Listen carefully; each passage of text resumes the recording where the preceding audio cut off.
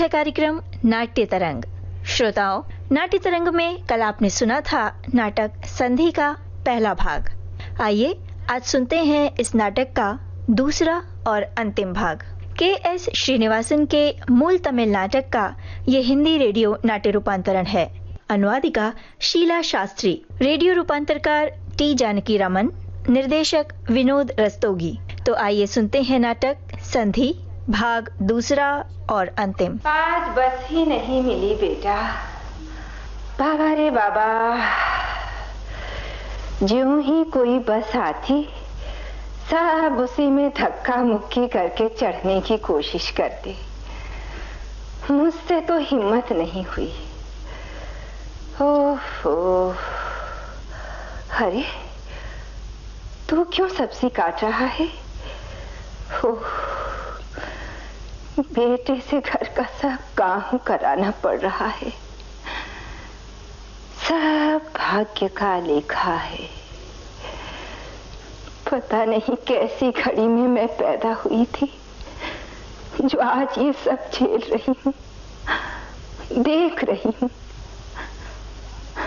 खैर, किसी तरह तुम दोनों को पाल पोस कर किसी लायक बना लूं, बस। परिवार का बोझ अब मुझ अकेली को ही तो ढोना है। सारा बोझ मेरे सिर लाद कर। ठीक है माँ, बार बार उसी बात को क्यों दोहराती हो? माँ, तुम जाकर मुंह हाथ धो लो, फिर इकट्ठे बैठकर कॉफी पियेंगे। अच्छा बेटी, अच्छा। भैया, माँ जब ऐसे बोलती हैं तो मुझे बहुत बुरा लगता है। क्या किया जाए, बाहर से थकी हारी आती हैं तो उनके मुंह से ऐसे शब्द निकल ही पड़ते हैं। इस उम्र में नौकरी करना कोई आसान काम है क्या? बेटा विजय। भैया, कुप्पू स्वामी अंकल तुम्हें बुला रहे हैं। अंकल अंदर आ जाइए। आइए आइए, बैठिए। कोई बात नहीं बेटा। हाँ तो बेटा, कोई खबर मिली वर्धन की? कोई चिट्ठी पत्री? पिताजी की? हाँ हाँ, उन्हीं की बात कर रहा हूँ बेटा। कोई चिट्ठी भेजी उन्होंने? नहीं अंकल, हमने तो आशा ही छोड़ दी है। 2 साल हो गए। चिंता ना करो बेटा। अच्छा, जरा माँ को तो बुलाओ, एक बात कहनी है बेटा। माँ खुद ही आ रही है। हाँ, रंगम्मा बहन जी नमस्कार। नमस्कार। पिछले हफ्ते तो जरूर एक चिट्ठी आई होगी। कहाँ से? माँ, अंकल पिताजी की चिट्ठी के बारे में पूछ रहे हैं। अंकल, बताया ना, हमें पिताजी की कोई चिट्ठी नहीं मिली। वो कहाँ हैं, उनका क्या हाल है, ये भी तो हमें नहीं पता। लेकिन भाई, मैंने तो उनसे चिट्ठी डालने के लिए कहा था। क्या भी आपसे मिले थे अंकल? हाँ अंकल बताइए ना। देखो बेटा, 10 दिन हुए मैं श्री तिरुपति मंदिर गया था। प्रदक्षिणा करके लौटते समय देखा लंबी सी दाढ़ी वाला एक साधु महात्मा माथे और भुजदंड पर भस्म लगाए ध्यान मग्न बैठा है। अच्छा? हाँ है। मुझे बेटा शक हुआ। हाँ, पास जाकर देखा वो वर्धन ही था, तुम्हारा पिता। ये आप क्या कह रहे हैं अंकल? क्या हमारे पिताजी? हाँ, तुम्हारे पिता जीवित हैं बेटा, भले चंगे हैं, सकुशल हैं, बस है इतना ही। तो भी स्वस्थ है? हाँ, बिल्कुल स्वस्थ। अब बहुत देर तक बेटा हम लोग बातें करते रहे। बहुत देर तक? हाँ। क्या कह रहे हैं अंकल? क्या उन्होंने यहाँ वापस आने के बारे में कुछ कहा? हम सबके बारे में कुछ पूछा? ठहरो विजयन, अंकल को बोलने दो। रंगम्मा बहन, सच कहूँ उस समय मुझे भी ये बात खटकी। हाँ, उस भले मानस ने तो घर परिवार के बारे में कुछ पूछा ही नहीं है। बच्चे ठीक ठाक हैं ये तक नहीं पूछा। वैसे तो वर्धन ठीक ठाक ही दिखाई दिया। लगता है अपना मन उसने अब भगवान के चरणों में लगा लिया है। संसार की अब कोई चिंता ही नहीं है उसे। हाँ। अच्छा? हाँ। और कोई तो बात नहीं हुई? मैं बेटा कहकर आया था कि या तो घर चिट्ठी लिखो या खुद चले आओ। एक बात कहूँ बेटा, देखो तुम लोग कोई चिंता ना करो। हैं, तुम्हारे पिताजी जो है ना, वो यहाँ मद्रास से पहले तिरुपति गए थे। हैं, फिर जाने कहाँ घूम फिर कर फिर तिरुपति ही वापस आ गए हैं। हाँ, शायद यहाँ भी वापस आ जाएं। हाँ, उनके आते ही मुझे खबर जरूर देना बेटा। अच्छा तो मैं अब चलता हूँ। माँ, तुम क्या सोच रही हो? पिताजी वापस आएंगे? भगवान जाने। क्यों माँ? यहाँ से गए ही क्यों, और अब लौट आने का ही क्या उद्देश्य है? मंदिर में जा बैठने से ही भक्ति हो जाती है क्या? माँ, असहनीय दुख और मन की उथल पुथल के कारण। हाँ हाँ, दुख और अपमान तो बस उनके लिए ही है। अपना मान अपमान, अपना ही दुख सुख देखने वाले सब ऐसे ही होते हैं बेटा। माँ, अपने लिए तो शांति खोजने चलती है। माँ, तुम्हारे पिता तो उन लोगों में से हैं जो समझते हैं कि भगवान ने बीवी बच्चे बस उनकी सेवा के लिए ही बनाए हैं। इतना अहंकार, ऐसा स्वार्थी आदमी अपनी जिम्मेदारियों का बोझ फिर से उठाने के लिए भला क्यों वापस आएगा? माताजी, माताजी। विजयन, देखना कौन है बाहर दरवाजे पर। अभी देखता हूँ माँ। माँ, पिताजी के दफ्तर का चपरासी है। क्या बात है?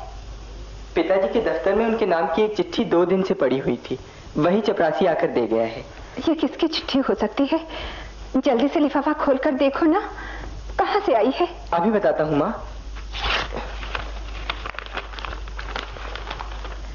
अरे, किसकी चिट्ठी है? बताता क्यों नहीं? लो, खुद ही पढ़ लो माँ। तुम क्यों नहीं बताते? तुम्हारी बेटी की। क्या कहा? क्या ये कमला की चिट्ठी है? हाँ, अंबाला से भेजी है, तबीयत ठीक नहीं है। क्या? लाइला, अंबाला से चिट्ठी? तुम किस चिंता में डूब गई माँ? छोड़ो भी। क्या बक रहे हो? छोड़ दूं? तुम्हारा तो दिल जैसे पत्थर का है। तुमने ये पढ़ा?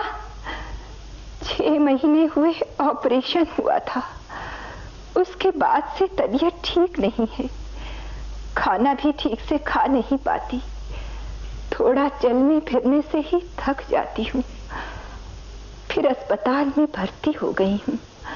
पता नहीं भगवान की क्या इच्छा है, ऐसा लिखा है मेरी बेटी ने, और तुम कह रहे हो छोड़ो भी?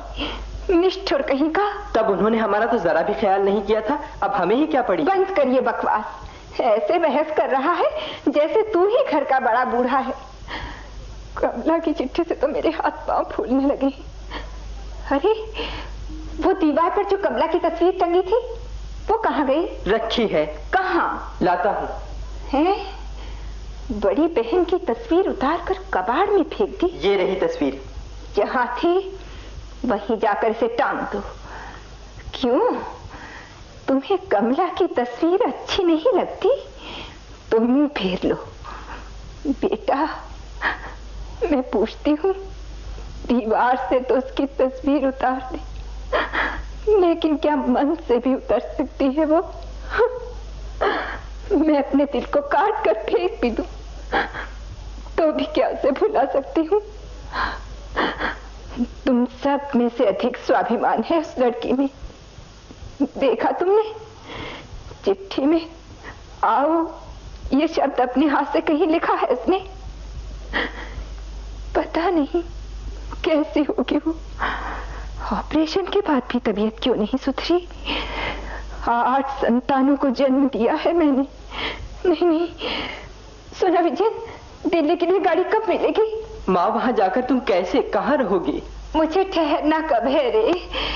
कहीं भी एक कोने में खड़ी होकर मैं अपनी बच्ची को देख लूंगी। अंबाला यहाँ मद्रास से कोई 2000 मील दूर है माँ। 2000 मील दूर का मतलब 100 वर्ष दूर तो नहीं?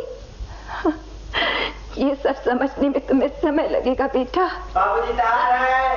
तार? मैं अभी तार लेकर आया। हे भगवान, आज ये सब क्या हो रहा है?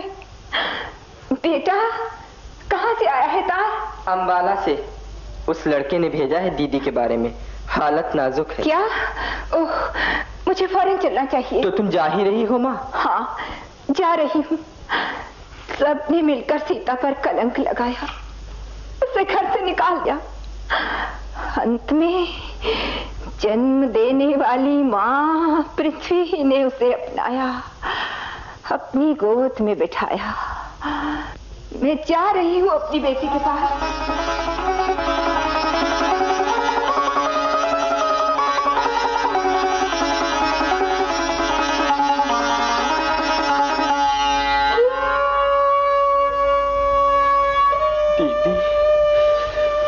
कहाँ चली गई दीदी, तुम कहाँ चली गई? अरे बेटा, इस तरह रोने धोने से क्या कमला वापस लौट आएगी? है? ये क्या, कमला की तस्वीर पर फूल माला चढ़ा रहे हो?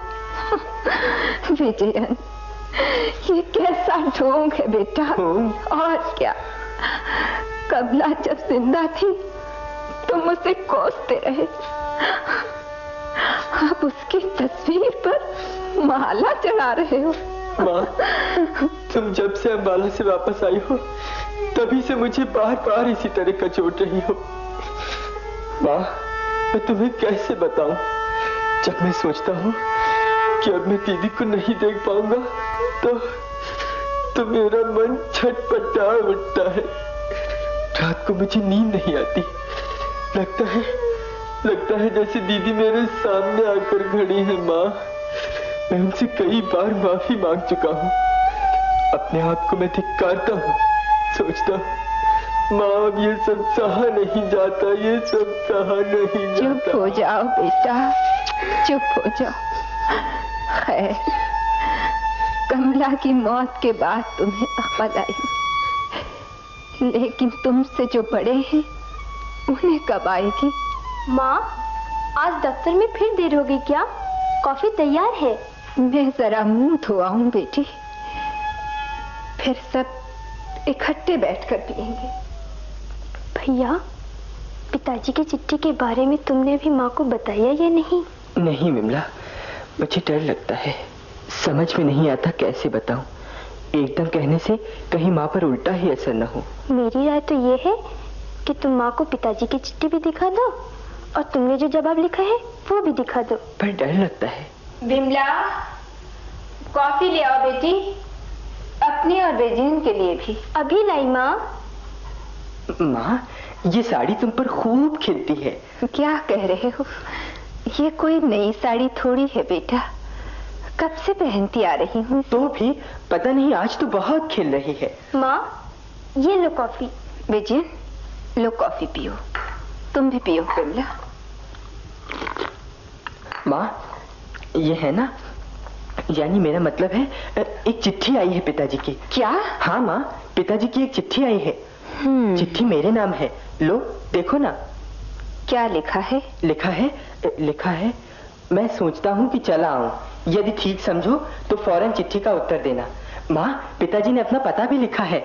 माँ, मैं सोचता हूँ कि अब अच्छे दिन आ गए हैं। माँ, मैंने जवाब भी लिख रखा है, देखोगी माँ? अच्छा, तुमने जवाब भी लिख दिया, बहुत खूब। क्या है माँ? चुप रहे, वाचाल कहीं का। तुम अरे तुम्हें क्या हुआ है माँ? एकदम तुम्हारी तबीयत? अरे यूं ही चक्कर सा आ गया बेटा, लगता है सिर घूम रहा है। ओ भगवान, अब सहा नहीं जा रहा। तुम्हें पिताजी की खबर पसंद नहीं आई माँ? मेरी पसंद नापसंद की क्या बात है। जब जी में आया तो चल दिए, जब जी में आया तो लौट आए। ये घर कोई सराय है क्या? लड़की जब बिना बताए चली गई थी तो सबने उसे कोसा था। तुम्हारे पिता भी तो उसी तरह बिना बताए। ओहो माँ, बेकार उत्तेजित होने की जरूरत नहीं। जब दीदी की बीमारी की खबर सुनी थी तो तुम एकदम घबरा कर भाग कर पहुंच गई थी, लेकिन अब जब पिताजी की खबर आई तो तुम? हाँ, मैं अपनी बेटी के पास भागी हुई गई थी, क्योंकि मैं जानती थी कि दूर परदेश में उसे मेरे सहारे की जरूरत है। और तो माँ, बुढ़ापे में पिताजी की भी देखभाल करने वाला और कौन है? तुम क्या उन्हें छोड़ सकती हो? किसने किसको छोड़ा, सोच कर देखो। परिवार का मुखिया सिर्फ राशन कार्ड पर नाम चढ़ाने भर के लिए ही होता है क्या? माँ। और क्या? मेरा मुंह न खुलवाओ विजयन, इतने दिन से घर बार की सुध न दी, अब अचानक कैसे घर की याद आ गई? लड़की अब नहीं रही, ये जानने के बाद ही ना। क्या कह रही हो माँ? उन्हें भला कैसे पता? क्यों नहीं पता होगा? कुप्पू स्वामी जैसे बहुत तेरे मित्र हैं उनके यहाँ। कमला के मौत की खबर फौरन पहुंच गई होगी उनके पास। भक्ति पूरी होगी, अब फिर से शायद घर गृहस्थी चलाने आ रहे। माँ, ये न समझना कि मैं पिताजी का पक्ष ले रहा हूँ, पर यह सच है कि वो बहुत ही स्वाभिमानी और पक्के सिद्धांतवादी। बेकार की बातें मत करो। मैं जान गई हूँ कि वह कैसे सिद्धांतवादी आदर्श तो क्या मैं लिख दूं कि मत आओ? मैंने ये कहा है क्या? क्यों रे, घर आने के लिए उन्हें बेटे की आज्ञा लेनी होगी क्या? मैं किससे पूछकर अंबाला गई थी? क्या कह रही हो माँ? यदि वे एकाएक आ जाए तो पता नहीं क्या होगा। क्या होगा माँ? ये किसने पहले सोचा था कि पृथ्वी फटेगी और सीता उसमें समा जाएगी? खैर, तुम्हें ये सब समझ में नहीं आएगा। एक स्त्री न तो एकाएक नई जिंदगी शुरू कर सकती है और न पुरानी स्मृतियों को मन से निकाल सकती है। लेकिन माँ, देखो विजयन, अभी मुझसे और कुछ न कहो। वो चिट्ठी जरा देना। अरे वो नहीं, तुमने जो जवाब में लिखी है वो लाओ। अरे ये क्या माँ, तुमने मेरी चिट्ठी फाड़ दी?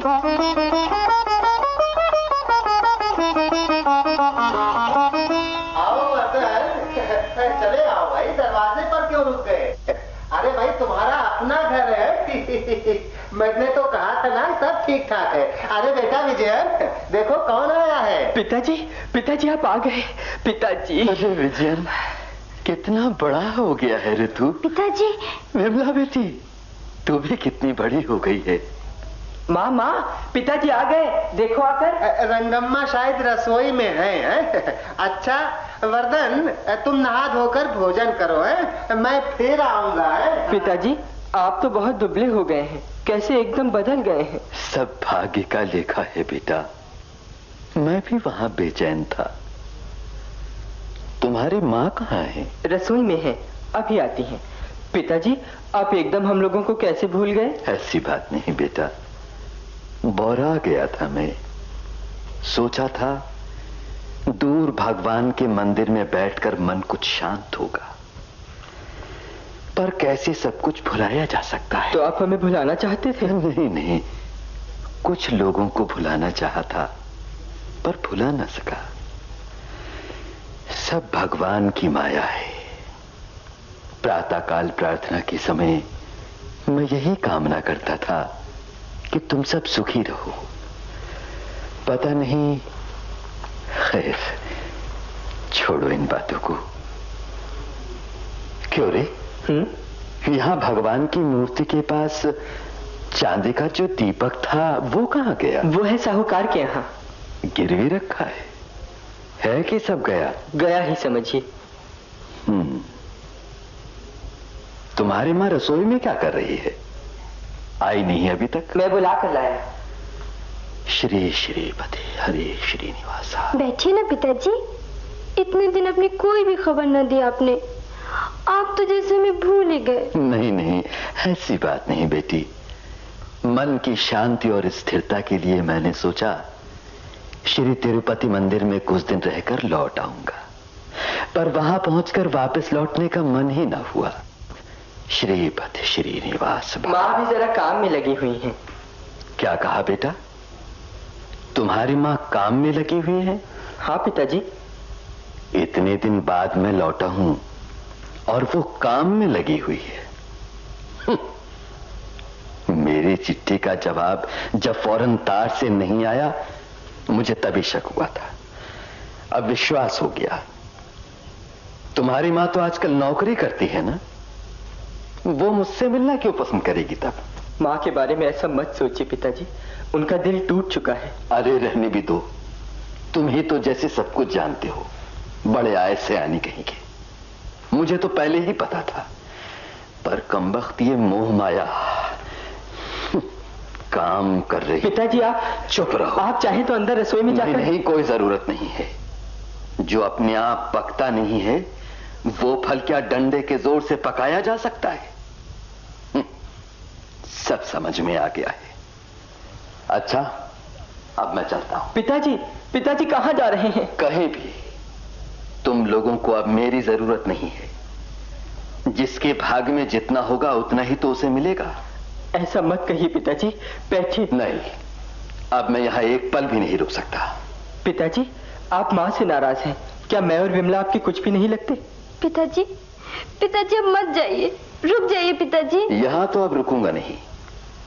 तुम्हारी माँ का मन यदि बदल जाए तो रात 8 बजे पास के श्रीपति सारथी मंदिर में आने को कह देना, मैं वहीं रहूंगा। नहीं तो रात की गाड़ी से वापस तिरुपति मंदिर चला जाऊंगा।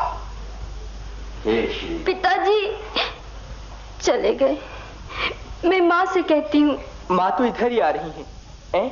ये क्या माँ, अपना सूटकेस लेकर तुम कहाँ जा रही हो? माँ, मैं अब इस घर से जा रही हूँ। तुम्हारे पिता तो आ ही गए हैं, अब मेरा यहाँ क्या काम है? कहाँ जा रही हो माँ? पता नहीं, लेकिन जा रही हूँ तो कह कर जा रही हूँ। माँ, ये कैसे हो सकता है? मैं अकेला घर बाहर कैसे संभाल लूंगा? माँ, तुम नहीं जा सकती। एक बात साफ साफ बताओ माँ, क्या तुम पिताजी के साथ रहना नहीं चाहती? तुम समझते हो ये ताश का खेल है, जब चाहा बैठ गए खेलने। तुम्हारे पिता को तो ताश की लत है ही। वे तो ये तक कहा करते थे कि अच्छे पत्ते हाथ में न भी आए तो भी खेल पूरा करना चाहिए। अब तुम ही बताओ, खेल के बीच में से कौन उठकर चला गया है? माँ, पिछले कुछ महीनों से तुम्हें समझ पाना मुश्किल हो गया है। जब से अंबाला से लौटी हो तुम एकदम बदली बदली सी दिखाई देती हो।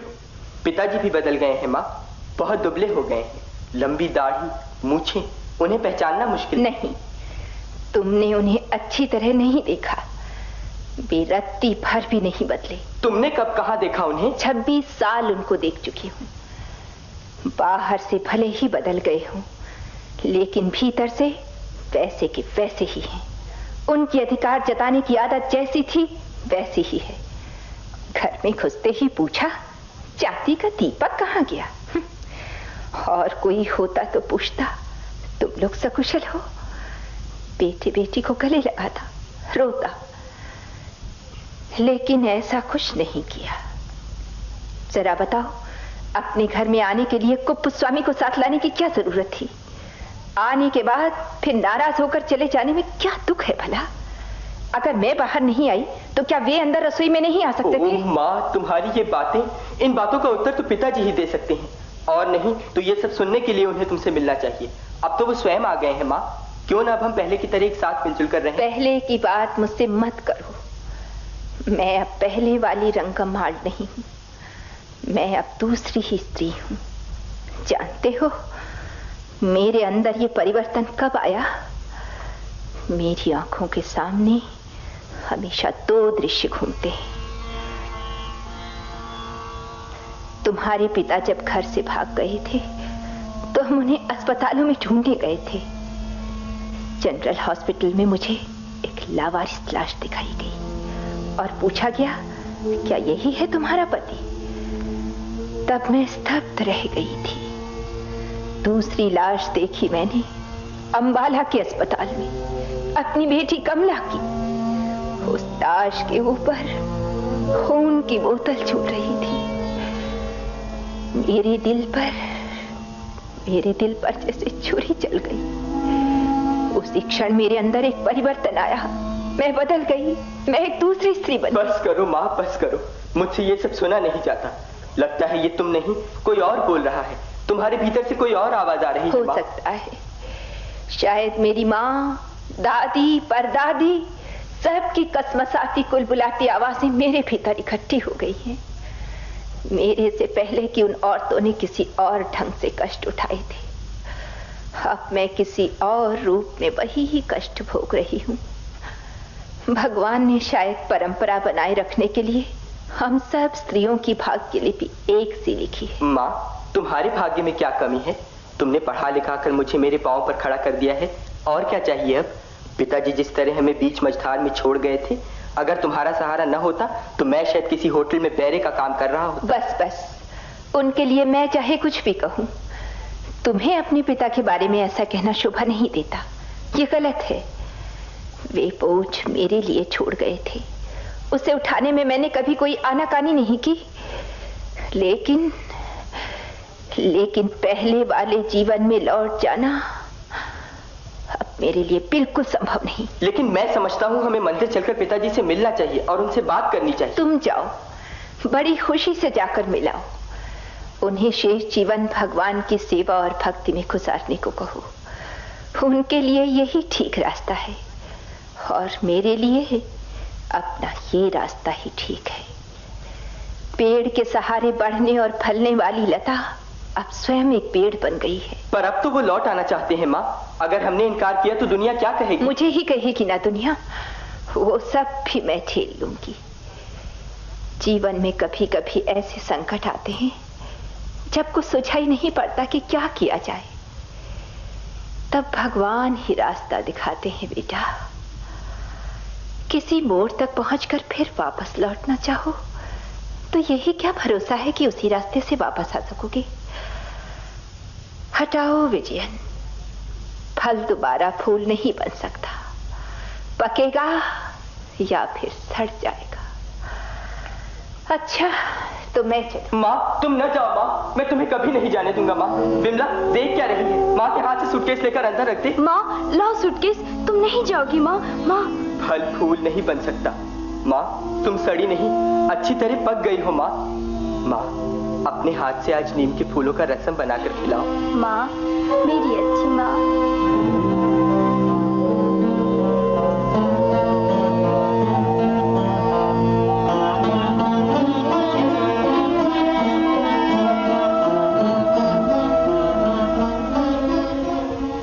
श्रोताओं, नाट्य तरंग में आज आप सुन रहे थे नाटक संधि का दूसरा और अंतिम भाग। के.एस. श्रीनिवासन के मूल तमिल नाटक का ये हिंदी रेडियो नाट्य रूपांतरण था। अनुवादिका शीला शास्त्री, रेडियो रूपांतरकार टी जानकी रामन, निर्देशक विनोद रस्तोगी। आकाशवाणी इलाहाबाद की इस प्रस्तुति के साथ ही अब आज का नाट्य तरंग कार्यक्रम समाप्त होता है। सुनिए कहिए, सुनिए एक खुशखबरी, कहिए ना। आ गया है मौका